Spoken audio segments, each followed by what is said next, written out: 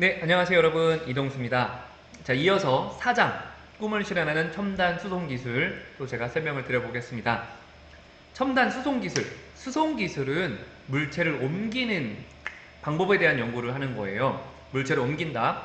뭐 소위 물체라고 하는 것이 인간일 수도 있고요. 아니면 어떤 제품, 아니면 어떤 뭐 다른 사물 이런 걸 수도 있어요. 그러니까 어찌됐든 간에 무언가를 옮기는데 그 옮기는 거에 있어서 조금 더 효과, 효율을 생각하는 분야인 거죠. 예를 들면 과거에는 바퀴라는 것을 발명해가지고 무거운 짐을 옮기기 위해서 리어카를 만들었다? 수레를 만들었다. 근데 그 수레를 인간이 끌기 힘드니까 소나 말에 의해서 끌었다? 근데 거기에 사람을 태웠다? 마차. 사람에 의해서 이 끌고 다니는 마차가 산업혁명 맞으면서 뭐 제임스 와트가 개발한 증기기관에 의해서 증기기관차가 되어서 더 많은 물체를 옮길 수 있었다. 이 증기기관차가 이제 석유로 바뀌면서 더 빨라졌다. 그런 방법들에 대해서 연구하고 실천하는 분야가 바로 수송 기술입니다.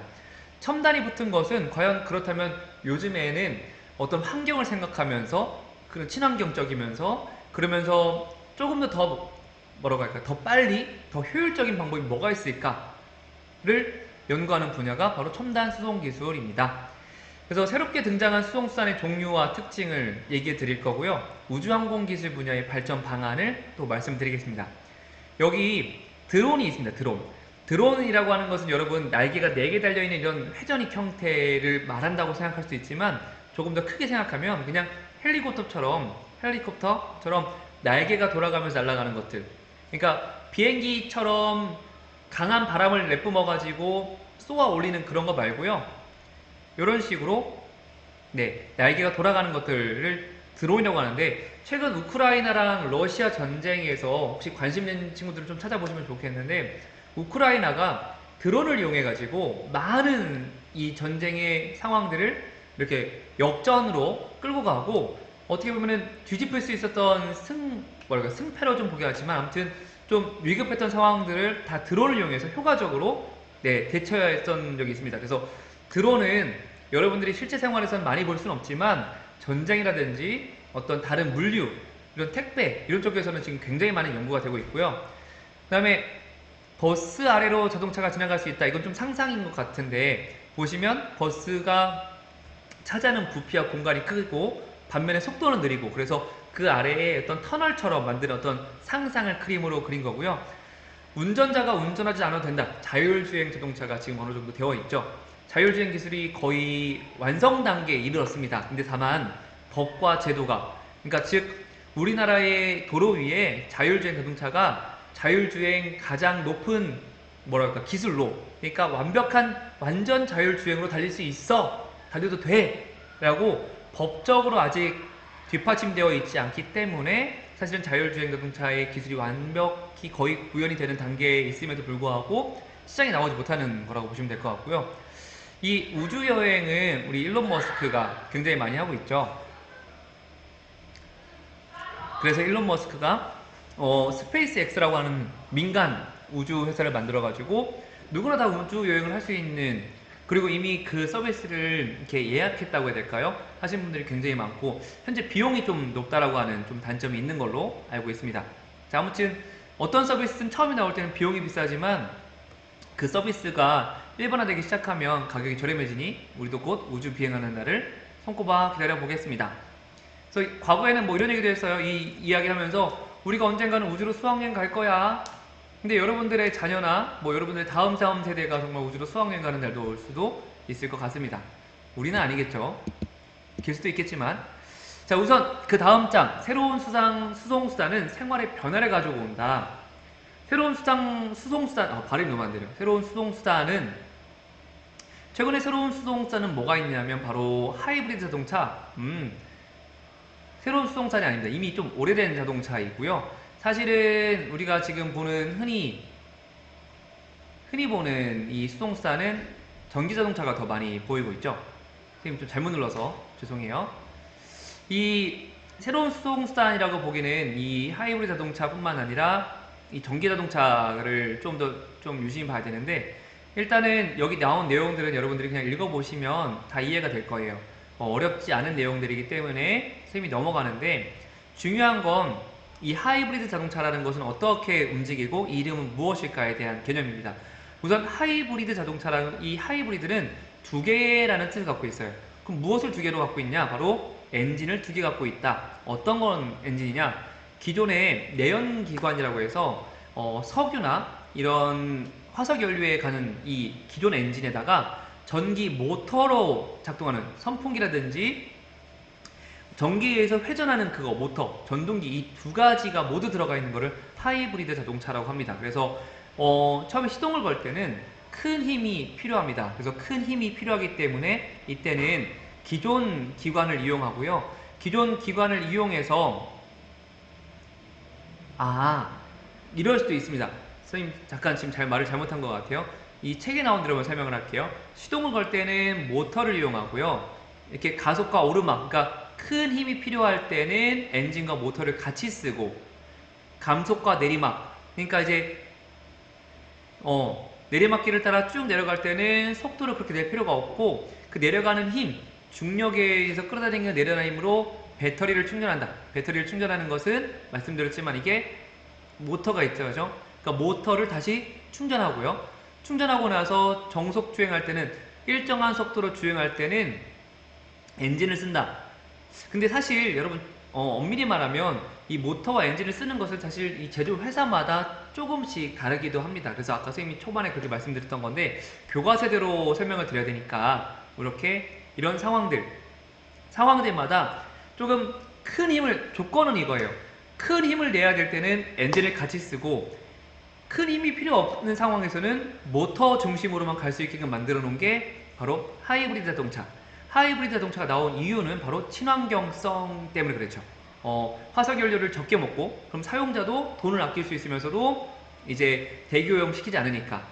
그래서 일본에서 보통 도요타 이런 회사에서 하이브리드 자동차를 굉장히 좀 잘 만들어가지고 좀 기술력이 높은 걸로 알고 있고요. 전기차는 완벽하게 이 전기 모터에 의해서 돌아가는 자동차입니다.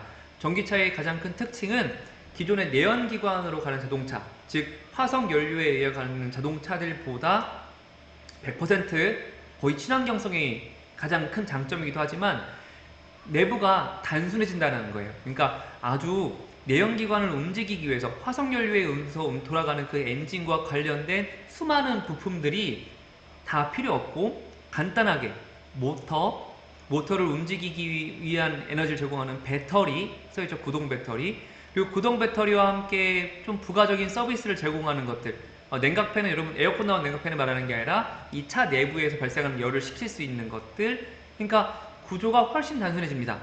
그래서 이 전기 자동차 분야가 앞으로 커지기 때문에 기존의 자동차 분야에서 이런 연구를 하던 사람들이 또 새로운 분야로 계속 갈아타고 이직을 하고 있는 상황이기도 해요.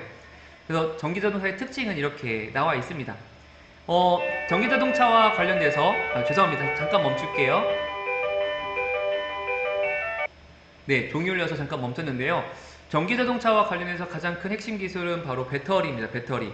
1회 한 번 충전했을 때 더 멀리 가게끔 하는 그 배터리의 용량을 늘리는 기술. 그래서 우리 배터리 분야와 뭐 화학, 공학 혹은 제2차 전지 이런 관련의 전공들이 계속 인기를 얻고 있는 것. 또 이런 공학 일반의 어떤 이런 분야들이 계속 인기를 얻는 것은 이쪽 시장이 계속 커지기 때문에 그렇습니다. 그럼 반대로 여러분들이 진로를 결정할 때 난 전통적으로 화석 연료에 가는 자동차를 공부해 볼 거야 하는 친구들은 당연히 어불성설, 말도 안 되는 얘기죠. 그래서 이런 쪽으로 공부를 해보시면 좋고요. 이런 쪽 분야는 저와 함께 고등학교 2, 3학년을 선택하는 공학 일반에서 만나기로 해요.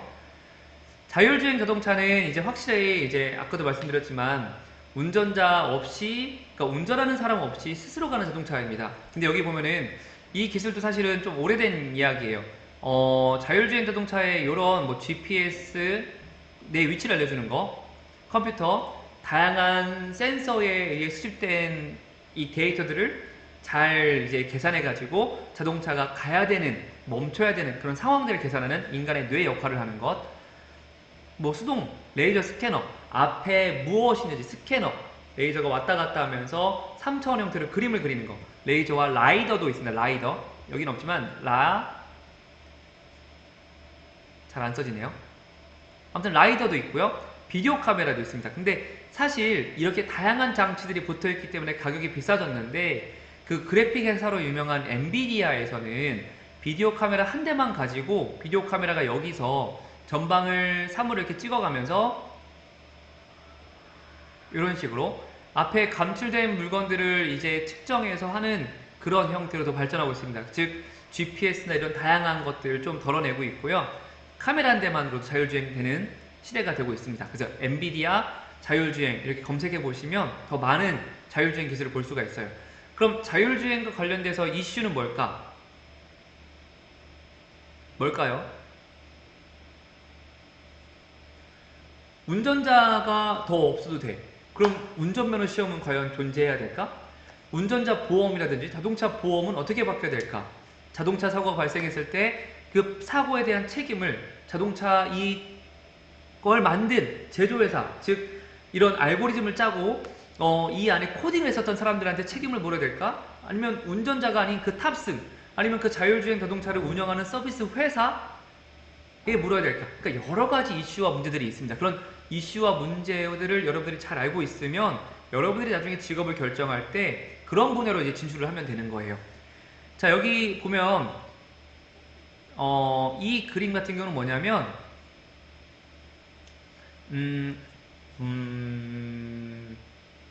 지능형 교통 체계라고 보시면 될 것 같아요. 우리가 선생님 지금 뭘 떠올렸냐면 ITS라는 게 있습니다. 지능형 교통 체계라고 해서 교과서에는 없지만 이 도로가 지능을 갖추는 거예요. 그래서 이 도로 위에 있는 자동차들의 양과 그 다음에 이 신호등, 사람 이런 모든 거를 다 도로가 파악하고 있어서 사고가 막히는 구간에서는 자유롭게 이런 신호등을 조절해 가지고 차를 다른 방향으로 돌린다든지 어린이 보호구역 숙소에서는 이 어떤 신호를 보내서 이곳으로 진입하는 자동차들이 자동적으로 속도를 제어한다든지 하는 방식입니다.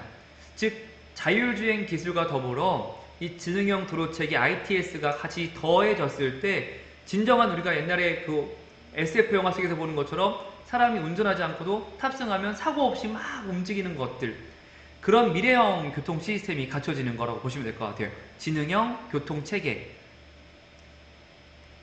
그리고 그 아래 보면은 수소연료 전지 자동차가 있습니다. 우리 현대에서 만든 넥소라고 하는 자동차가 여기에 해당되고요. 수소연료는 우리 물을 전기분해해서 얻을 수 있는 에너지 자원이죠.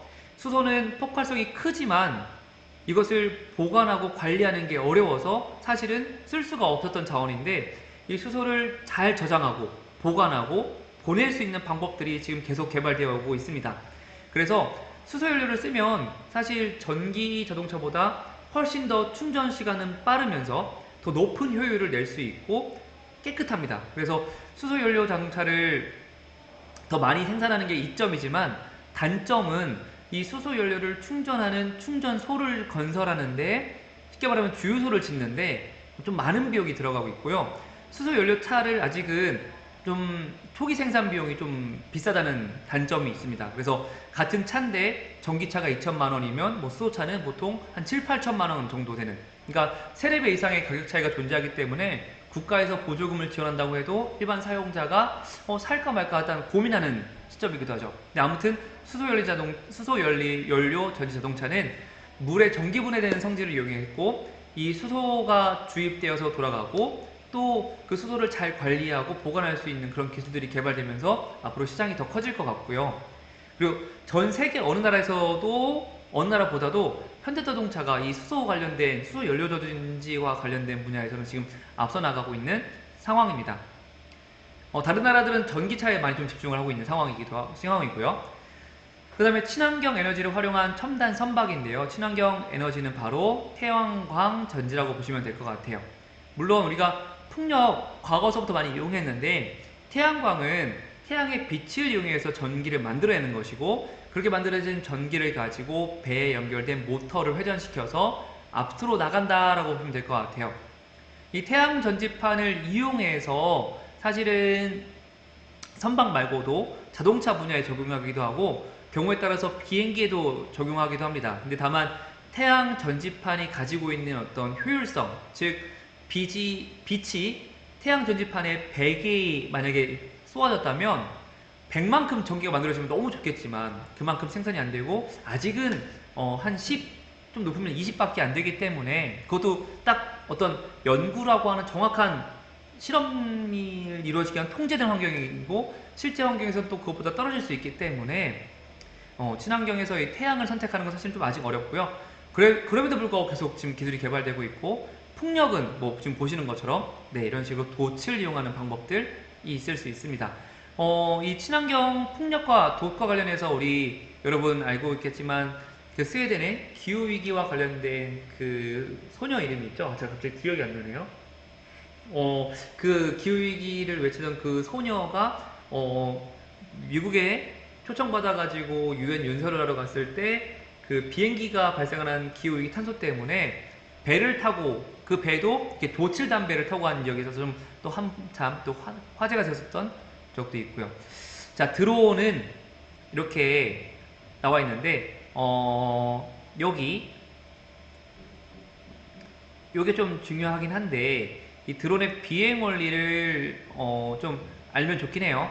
다른 비행 장치와 같이 4개의 힘, 그러니까 비행이라고 하는 것은 뜨는 힘, 양력, 추력, 미는 힘, 항력, 밀어 나가는데 우리 수영장에서 걸어 나갈 때 그 물살에 의해서 내가 밀려오는 그 반대되는 힘, 항력, 지구가 잡아당기는 힘, 중력, 이 4가지의 힘을 잘 조정해서 움직이는 거예요. 그래서 이 날개 4개의 회전 속도와 회전의 방향을 잘 이용하는 건데 사실 이 프로펠러가 빠르게 회전하고 후진하며 프로펠러가 요거 선생님이 사실 이렇게까지 여러분들한테 시험 문제를 내고 싶진 않습니다. 왜냐면 이것은 뭐 이렇게 물론 중요하지만 회전의 어떤 이런 것까지 여러분들이 하기에는 사실 솔직히 말해서 너무 부담되고 힘들기 때문에 그쵸? 여러분들한테 이런 내용 내고 싶진 않고요. 중요한 건 드론이라는 것이 지금 어떻게 쓰이고 있는가. 일단 이렇게 쓰이고 있는데 특히 군사용, 군사용 분야에서도 지금 최근에 우크라이나와 러시아 전쟁 사태에서 굉장히 드론의 역할이 위상이 커졌습니다. 드론의 위치가 전쟁에서 힘의 불균형. 사실 러시아가 엄청나게 그 재래식 무기를 가지고 있었음에도 불구하고 많은 양의 무기를 갖고 있었음에도 불구하고 그 전차라든지 탱크가 재래식 과거여서 사실 이 현대식 무기들 드론이라든지 이런 것들을 이겨낼 수가 없었어요. 탱크가 다니는데 위에서 드론이 미사일 한 방 똑 떨어뜨리면 멈출 수밖에 없고 탱크는 보통 이렇게 일렬로 길게 행군하는데 앞과 뒤에서 드론으로 탱크를 고정시키고 터뜨려서 그 사이에 있는 것들 공격하면 사실은 속수무책으로 당할 수밖에 없었거든요. 그러니까 드론이라는 것이 그렇게 쓰이고 있다라고 아시면 되고요. 우주항공 기술 발달로 우주여행이 더 가까워진다. 그래서 아까 제가 처음에 농담처럼 들었던 것처럼 여러분들의 자녀 세대나 그 자녀 세대는 정말 우주로 수학여행 갈 수도 있겠다라고 보시면 될 것 같아요. 그리고 우주라고 하는 분야가 위성을 쏘아 올리고 또 우주를 관리하는 그런 거에 있어서도 어떻게 보면 좀 기술력을 먼저 선점하는 것이 중요하기 때문에 우리나라도 끊임없이 지금 로켓을 쏘아 올리는 이유도 그런 거라고 보시면 될 것 같습니다. 여기에 이제 우주항공과 관련해 가지고 핵심 기술은 추진 속도, 얼마나 빠른 속도로 밀어 올리느냐, 연료 효율. 똑같은 연료량인데 하나는 100m를 가고 하나는 10m를 간다면 100m 가는 게 효율이 높겠죠. 개발 비용. 우주는 이 로켓을 한 발 쏘아 올리는 적게는 수백억 원에서 많게는 수천억 원까지 엄청나게 많은 비용이 들어갑니다. 뭐 이유는 아시겠지만 일단 기간이 길고 연구하는 기간이 길고 그 연구하는 분야에 사람들이 굉장히 많이 참여하기 때문에 인건비라든지 그리고 그 안에 들어가는 기술들이 사실 조금 이제 돈도 많이 들어가는 기술들이 있죠. 항상 왜냐면 최첨단이기 때문에 소위 말해서 로켓을 쏘아 올리는데 로켓이 이 대기권을 뚫고 나가는 동안 그 표면들이 상하지 않고 대기랑 그 마찰의 열에 의해서 녹지 않으려면 정말 첨단 소재를 쓸 수밖에 없잖아요. 그럼 그런 첨단 소재들은 가격이 비싸기 때문에 아무튼 개발 비용이 많이 들어서 이런 3가지 추진 속도와 연료 효율, 개발 비용 절감이 가장 큰 숙제이고 추진 속도의 단위로서 마하가 있습니다. 항공기와 로켓은 모두 추진력을 이용한다. 자, 우리 초등학교 때나 중학교 때 혹시 물로켓을 밟아봤으면 알겠지만 물이 뿅 빠져나가는 힘 우리가 풍선을 불어서 놓았을 때 풍선 뒤에서 나오는 그 바람의 힘, 이게 모두 추진력, 미는 힘인데요. 제트 기관과 로켓 기관이 있습니다. 이건 선생님 다음 장에 그림이 아마 나올 거예요. 제트 기관은 주로 항공기, 우리 아시아나 항공 비행기 타면 옆에서 나오는 그 동그란 거, 거기서 나오는 그걸 제트 기관이라고 하고, 로켓 기관은 아래로 뻗어나오는 방식인데 작동하는 원리는 거의 비슷해요. 작용과 반작용인데 제트 기관의 그 제트라고 하는 의미는 압축된 공기라고 보시면 될 것 같아요. 공기를 평상시에 공기가 이렇게 이 공간 안에 이만큼 있었다면 여기에다가 엄청 큰 공기를 압축시켜서 집어넣은 거예요. 그럼 얘네가 막 터질 수 있는 힘이 더 커지겠죠. 거기에 석유와, 그러니까 화석연료, 휘발유와 함께 불을 붙여서 순간적으로 폭발을 팍 시켜서 팍 나오게 하는, 그래서 이게 작용과 반작용. 연설 위에 공기를 압축하는 방식에 따라 그 말이고요. 항공기는 음속보다 느린 속도로 운영한다. 자, 마는 여기 나와 있습니다. 음속 초당 340m를 가는 거예요. 1초에 340m. 그래서 마 1, 마 2, 마 3, 마 9. 그러니까 이게 바로 우리가 흔히 말하는 초음속 제트기, 그 다음에 전쟁에서 쓰이는 그런 제트기들이고요. 램제트 기관도 여기는 압축기가 아닌 고속 비행을 통해 유입된, 이렇게 나와 있는데 비행기 속도가 너무나 빠르기 때문에 별도의 압축 없이도 그냥 우리가 이 속도에 의해서 들어오는 공기들이 짧은 시간에 많이 들어온다고 생각하시면 될 것 같아요. 그거를 가지고 아까처럼 제트기관과 비슷한 연락을 한다. 그래서 이 기관이 초당 이런 속도, 그러니까 마 2라고 하는 것은 1초에 680m 정도 가는, 그러니까 어마어마하게 사실 빠른 거예요. 여기 나와 있으면 이제 제트기관과 로켓기관의 표시가 되어 있습니다. 그래서 제트기관이라는 게 이 압축기가 공기를 압축하는 원리고, 흡입과 공기를 빨아들이는 거예요. 근데 램제트 기관과 스크램제트 기관은 램제트 기관보다 조금 더 나은 형태로 보시면 될 것 같고, 그러면은 중요한 원리는 그거예요. 공기를 압축을 하는데 압축의 방법이 압축기에 의해서 그런 거냐, 아니면 속도, 비행기가 마로 치고 나가는 그 속도에 의해서 모여지는 공기에 의할 거냐, 그런 원리라고 보시면 될 것 같습니다.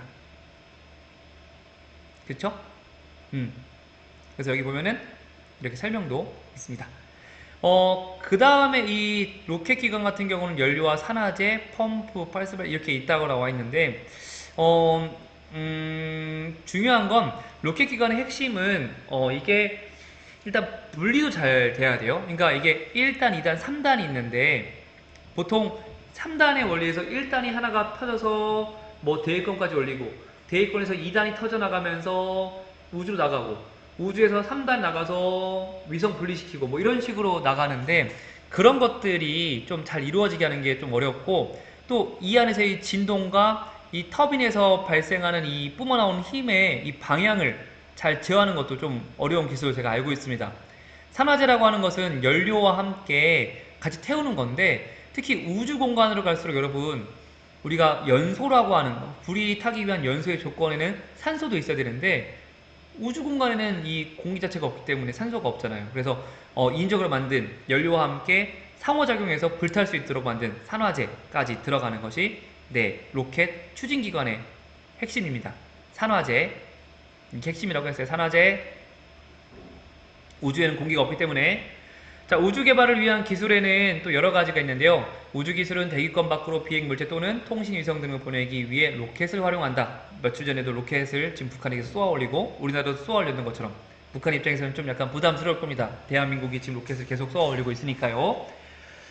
자, 이 로켓을 재사용하기 위해서 우리가 스페이스X, 구글 스페이스X, 아니 구글이 나요. 일론 머스크의 스페이스X가 날아갔다가 거꾸로 해가지고 착륙시키는 기술, 이 재활용 기술, 이게 굉장히 지금 연구를 많이 하고 있고, 이게 좋은 이유가 뭐냐면 이렇게 재사용하면 또 개발 비용이 들지 않으니까요. 그 다음에 그 부피를 작게 해가지고 무거운 것보다는 작은 거를 날려버리는 게 더 비용이 절감되고 하니까 작게 만드는 방법도 있습니다. 반대로 또 비용과 효율성을 높이기 위해서 너무 멀리 안 보내고 적도 부근이나 그 다음에 선박에서 로켓, 이게 뭐냐면 우리 로켓을 쏘아 올리는 곳에 이제 제가 지역은 정확히 기억이 안 나는데, 이제 배라든지 그런 부분에서 이제 띄우는 방법을 말하는 것 같아요. 요거는 여러분들하고 좀, 동떨어진, 이걸 일단 좀 넘어갈게요. 그 다음에 극초음속 비행선과 우주 비행기 발달로, 극초음속 비행선은 이제 말은 좀 어렵지만 사실은 아까 말했던 것처럼 마하가 특정한 속도 이상 올라가는 걸 말하고요. 우리나라의 우주항공 기술은 이렇게 되어 있는데, 지금 이미 나로호에서 몇 차례 로켓을 쏘아 올렸고, 위성도 지금 우리나라로 들어가고 있죠. 그러니까 우리나라가 위성이 없는 건 아니에요. 위성이 있지만 그 위성을 다른 나라에 가서 쏘아 올렸었습니다. 근데 이제 우리나라에서도 독자적으로 지금 기술을 개발해 나가고 있고, 물론 최근에 쏘아 올린 이런 로켓들이 사실은 이제 러시아 기술과 여러 나라 기술을 좀 섞은 거였는데, 지금은 이제 정말 독자적인 형태의 기술을 가지고 로켓을 쏘아 올릴 준비가 되어 있고, 그래서 우리나라의 우주조율 개발 일정이 나와 있는데, 지금 2020년 6월 넘었죠. 그래서 이미 이런 식으로 화성까지는 아직 못 갔을 겁니다. 쌤 생각에. 쌤 정확히 이건 알아보지 않아서 죄송해요. 그냥 설명하지 않을게요. 모르는 거니까. 아무튼 지금 우리나라도 로켓이나 우주 개발에 좀 굉장히 앞장서고 있다라고 보시면 될 것 같아요. 첨단 수송 기술의 어떤 미래 분야로 이런 것들이 있는데, 특히 이 하이퍼루프라고 하는 것은 뭐 부산에서 서울까지 15분, 16분, 여기 있네요. 근데 정말 이 진공관에서 어떤 공기의 저항 1도 없이 갈 수 있는 형태입니다. 그래서 이론적으로는 되어 있지만 현실에 어떤 짓는 것이 좀 어렵기 때문에 그런 거고요. 민간 유인 스페이스십 2 요거가 아마 일론 머스크 거기서 스페이스 X에서 하는 그런 방식인 것 같아요. 올려서 우주를 계속 돌아보는 건 아니고 일정한 시간 동안 그냥 고도 밖에서 우주 지구를 한번 관찰하고 내려오는 활동인 것 같습니다. 자, 어쩌다 보니까 말이 너무 길어졌네요. 죄송하고요. 마지막 정보통신기술까지 해서 이제 곧 마치겠습니다. 자, 마지막까지 힘내봅시다.